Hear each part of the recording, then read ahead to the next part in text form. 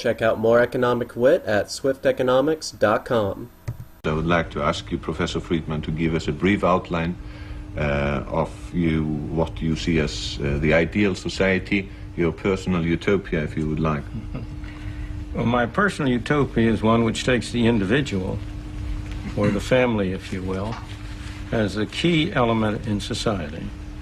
I would like to see a society in which individuals have the maximum freedom to pursue their own objectives in whichever direction they wish, so long as they don't interfere with the rights of others to do the same thing. In such a society, I believe you do need a government, but the government has a very limited role. Its role should be to provide for the national defense, to provide for protecting one individual from coercion by other individuals, and finally to provide a mechanism whereby we can formulate the rules that will govern us, the rules that decide what we regard as private property, what we regard as the rights of individuals, legislative process, and as part of that, a mechanism for judging differences of opinion. So you would have essentially, in my good society, a very limited government devoted to the tasks of defense, of justice, of legislating rules, and very little else. Mm-hmm. The rest would be left to the free individual activities of individuals joined together through the operation of a private and competitive market. At the moment, we have, in your opinion, I guess anyway, too big a government and very far from the ideal society which you have described. Which would be the best way to attain, to realize that dream? There is only one effective way to do so, and that is by democratic means, by allowing the people to express their views.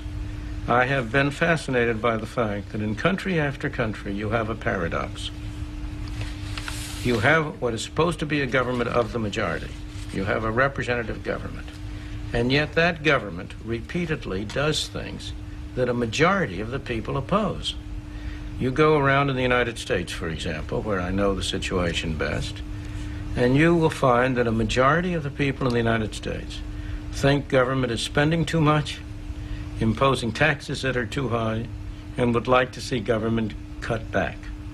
At the same time, the representatives of the people, through the Parliament, through what we call the Congress, you call the Parliament, follow policies which lead to those results that the majority deplore. The reason for that, I believe, is that we have a defect in our governmental institutions. What we have is a situation in which minorities, special interest minorities, are able to exercise undue influence.